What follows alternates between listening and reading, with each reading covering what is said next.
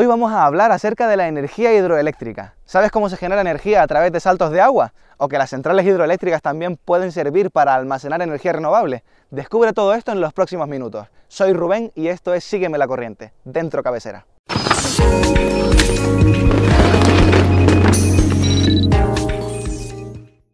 ¿Se acuerdan de Demócrito de Abdera, aquel filósofo griego que hablaba de átomos en el 400 ya antes de nuestra era?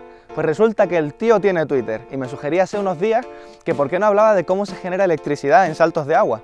Gracias a esta animación que les voy a enseñar ahora de Fernando Bonadeo, que nos la cedió por ASV Studio, vamos a poder ver cómo es una central hidroeléctrica y adentrarnos en ella. El elemento principal de las centrales hidroeléctricas es la presa. Aprovechando el movimiento natural de las aguas que vienen de un río, se generan dos niveles bien diferenciados y el agua entonces pasará de ese nivel superior hasta el inferior.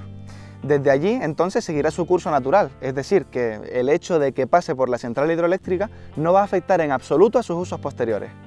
La diferencia de altura es la que hará que el agua, al entrar en la central, llegue a una gran presión a las turbinas y entonces moverá sus álabes generando un movimiento giratorio. ¡Qué obsesión con los movimientos giratorios! Parecía que nada más que eran los aerogeneradores y resulta que ahora las centrales hidroeléctricas también. Pues sí, y para poderlo comprender vamos a visitar como siempre a Faraday. Les explico muy brevemente. Si tienen ustedes un cable por el que circula una corriente eléctrica, esa corriente va a llevar un campo magnético asociado que estará en el aire alrededor del cable. Si después cogemos el cable y le damos vueltas, lo enrollamos como si fuera un muelle, pues lo que estamos haciendo es que el campo magnético se va a intensificar alrededor de él, también en el aire, haciendo una especie de imán eléctrico que se llama electroimán.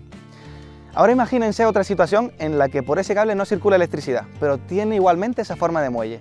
Si movemos en su interior un imán o un electroimán, lo que va a pasar es que el campo magnético induce una tensión, una unidad de tensión en cada una de las espiras, y esa unidad de tensión va a generar una corriente eléctrica que circule por el cable entero. En estos dos conceptos se basa a grandes rasgos el funcionamiento de los generadores.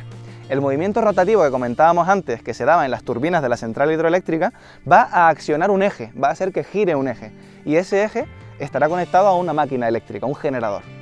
Entonces, por entendernos a grandes rasgos, el eje va a ser el rotor de ese generador, lo que gire, y en ese rotor va a haber un electroimán.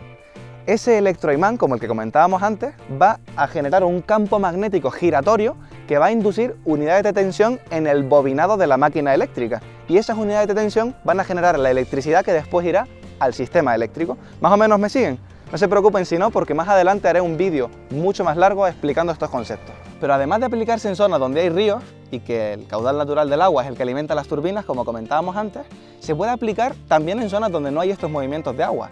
Y lo que se hace es construir dos embalses, uno en una zona superior y otro en una zona inferior. Desde el superior se deja caer el agua, como comentábamos antes, acciona las turbinas, esto acciona los generadores y se genera la energía. Pero el agua, en vez de dejarse fluir, lo que se hace es que se almacena en un embalse inferior. Cuando falta agua en el embalse de arriba porque no hay río que lo rellene, desde el embalse inferior habrá bombas que bombearán toda este agua para subirlo al superior. Cerramos el ciclo y empezamos de nuevo. Estoy en la presa de Chira, en la isla de Gran Canaria, que junto a otra presa que está al otro lado de esa loma, la presa de Soria, va a convertirse en unos años en una central hidroeléctrica. ¿Y cómo funcionará? Pues exactamente como acabamos de explicar ahora. Un caso parecido es el que se da un par de islas más hacia el oeste, en la isla del Hierro. Allí hicieron la central hidroeólica de Corona del Viento. Sí, escucharon bien, hidroeólica. El funcionamiento es igual, un embalse arriba, un embalse abajo, turbinamos, bombeamos. Pero ¿y si las bombas se alimentan de energía procedente de la energía eólica en vez de fuentes convencionales? La gran ventaja es que con esto tenemos un sistema 100% renovable en cuanto a la generación de la central. Ustedes saben que el viento sopla cuando él quiere, pero sin embargo el sistema eléctrico necesita de un suministro de energía. Variará en potencia según las horas, hay horas de mayor consumo, horas de menor consumo, pero al fin y al cabo necesita energía, no puede depender del viento. Entonces, ¿qué pasa si esa energía eólica la almacenamos en saltos de agua, en energía potencial? Pues pasará que una energía inicialmente variable pasará a ser gestionable, porque nosotros podremos abrir las compuertas y turbinar cuando lo necesitemos. Con esta idea, el hierro se proclamaba 100% renovable, así, bueno, al menos eso rezaban los titulares. Pero claro, para poder afirmar esto rotundamente, dependemos de ciertas historias, es un poquito delicado, porque claro, nosotros tenemos el recurso eólico y si lo almacenamos en saltos de agua, es verdad que damos un paso hacia la gestionabilidad. pero igualmente esa gestionabilidad tendrá un tiempo determinado. Nosotros estaremos turbinando, pero cuando se nos acabe el agua del embalse superior, si no corre el viento no vamos a tener tampoco combustible para poder tirar para arriba el agua del embalse inferior y rellenar el anterior. Entonces, 100% renovable, sí, pero durante tiempos concretos. Sé que intervienen muchos conceptos aquí, que igual es un poquito abstracto, así que vamos a entenderlo con un ejemplo mucho más cercano, ¿vale? Imagínense que tienen un molinillo conectado a una bombilla directamente. Entonces la bombilla solamente se encenderá cuando sople el viento, cuando ustedes lo soplen. Pero si ese molinillo lo tenemos conectado a unas pilas recargables, por ejemplo, lo que va a variar aquí es que efectivamente estamos cogiendo la energía del viento igual, pero lo estamos guardando en esas pilas. Entonces nosotros podremos encender la bombilla por la noche cuando lleguemos a casa o al día siguiente si queremos, pero solo durante el tiempo que esas pilas duren.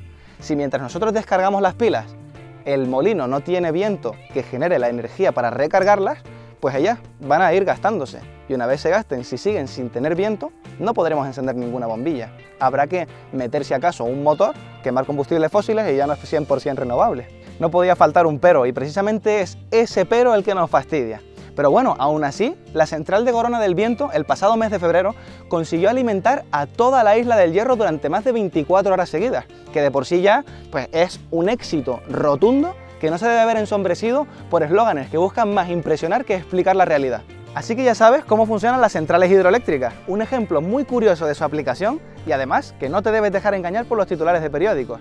¿Conoces algún otro caso interesante? Coméntalo aquí abajo en los comentarios. Si te interesa la ciencia, la ingeniería y las curiosidades, seguimos viéndonos en Sígueme la Corriente.